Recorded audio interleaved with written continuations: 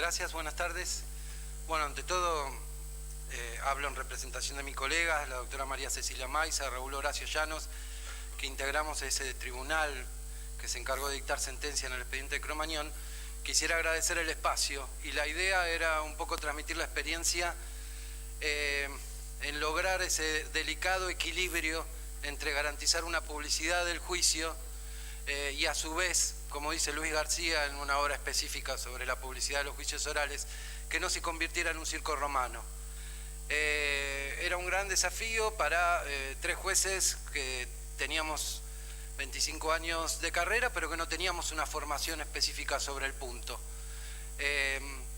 Las decisiones que ahora las van a ver ustedes plasmadas en un PowerPoint que hemos preparado, se tomaron un poco con sentido común y aprovechando lo que era la formación que nos había brindado el Poder Judicial.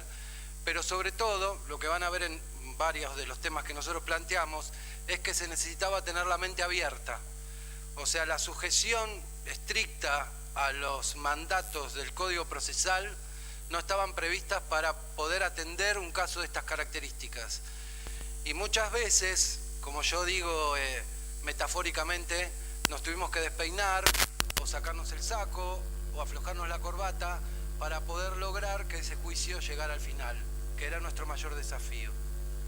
Entonces voy a pedir... Ah, ya está puesta. Bueno. Como ven, lo primero tiene relación con lo que yo les estaba explicando, que era asegurar el equilibrio, en este caso entre lo que era la publicidad y lo que es el derecho del imputado a tener un debido proceso, a que no se vulnere su intimidad. Y en el caso particular de Cromañón se sumaba todo lo relativo a lo que eran las víctimas que nosotros llamábamos en la jerga sobrevivientes, porque estos chicos venían, según la información que nos había dado la Oficina de Protección a la Víctima de la Procuración General de la Nación, que los estaba conteniendo, muy golpeados y con pocas posibilidades de declarar en el juicio. Esa prueba era fundamental para nosotros porque eran los testigos directos de lo que había pasado la noche de los hechos. Entonces, era muy importante y había existido un pedido especial de no revelar identidades y tratar de que no fueran sometidos al escrutinio de la prensa. ¿Si la pasamos? Nosotros podemos hablar de Cromañón desde muy distintas aristas. Yo brevemente, en cuanto a este ejemplo que daba de no sujetarse estrictamente al código cuando es un caso de tanta trascendencia, sino que lo que importa es lograr el objetivo sin vulneración de derechos de las partes, nos pareció lo más prudente instrumentar lo que nosotros llamamos audiencias preliminares, que en algunos códigos provinciales existen, pero eran audiencias exclusivamente en donde nosotros establecíamos ciertas pautas de orden, de funcionamiento, e íbamos anunciando decisiones que íbamos a tomar para que oportunamente sean planteadas las objeciones o las impugnaciones que las partes consideraran, de tal manera de no haber retrasado el juicio. Yo no voy a entrar en detalle sobre lo que significaron esas audiencias preliminares porque tendría más que ver con gestión. Lo voy a focalizar exclusivamente a que la información o el orden se estableció para con las partes, para con la prensa en general y para con el público. En ese momento nosotros establecimos un reglamento para la prensa y acá hago un alto. Nosotros tuvimos un apoyo institucional inmenso, por parte de la Corte Suprema y del Consejo de la Magistratura.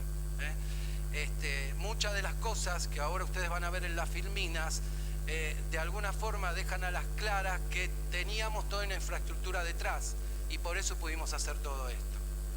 Y con el respecto del público, nosotros del público también elaboramos un puntilloso reglamento respecto del comportamiento, justamente para evitar esto que yo anticipaba, de que esto se convirtiera en un circo romano, porque no sé si ustedes sabrán o lo recordarán, había enfrentamientos dentro de los mismos grupos de querellantes, episodios de violencia que venían presididos incluso con ataques hacia edificios del Poder Judicial, con lo cual había toda una atmósfera que había que preservar de alguna manera. Si la pasamos... Perdón, que no miro para atrás. Entonces, desde el punto de vista específicamente de la prensa, me concentro en lo que fue la colaboración que nos brindó tanto la Oficina de Prensa de la Corte como el Centro de Información Judicial a través de la doctora Burdín, que colaboró activamente con nosotros. Después me voy a detener en el reglamento de prensa, pero piensen que nosotros este reglamento de prensa lo elaboramos casi 6 meses antes que la Corte sacara esa acordada para reglamentar lo que es la publicidad en los juicios orales. Y en el caso de la labor en la que colaboró la doctora Burdín, tuvo relación con, a partir de que entró en funcionamiento, comunicar las decisiones que nosotros queríamos que la población conociera. Por ejemplo, anecdótico, nosotros habilitamos una página web para que se inscribiera la gente, el público en general. Queríamos que una parte del público no fuera exclusivamente las partes, sino terceros. Hubo organizaciones no gubernamentales acreditadas, presidentes de asociaciones profesionales. Bueno, todo esto tuvo que ver también con esta colaboración. Y el día de la sentencia nosotros estábamos inmensamente preocupados porque se conociera cuáles eran los fundamentos que nos llevaron a adoptar esa decisión. Entonces, de consuno con la doctora Burdín, lo que hicimos fue, previo a ingresar a la sala de audiencia, entregarle en un pendrive la sentencia, de tal forma que ella asumía el compromiso de que inmediatamente después de leído el veredicto, ella iba a dar a conocer a través de la página web del Centro de Información Judicial todos los fundamentos de la sentencia. Con lo cual nosotros, no digo que nos aseguráramos que no nos criticaran, porque de hecho nos criticaron pero mucho, pero por lo pronto que darle la posibilidad al que nos criticara que por lo menos conociera los fundamentos que nos llevaran a esta decisión. Vuelvo un poco sobre el reglamento elaborado para la prensa, porque tiene más que ver con el tema de la publicidad.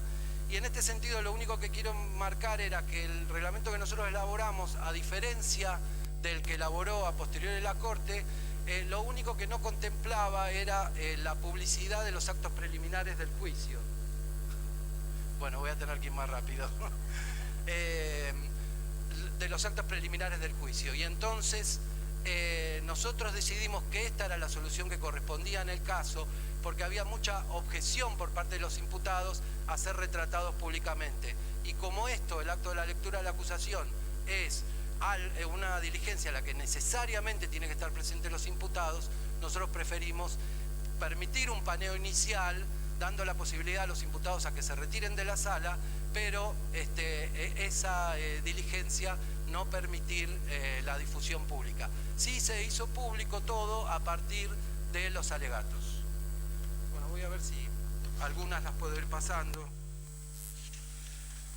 Me quedo brevemente en esta, que creo que en esto podemos hallar consenso, que es ¿por qué no se deja filmar todo lo que tiene que ver con la producción de la prueba? Bueno, evidentemente esto puede generar una contaminación, sobre todo en estos juicios extensos, en los testigos que están por venir.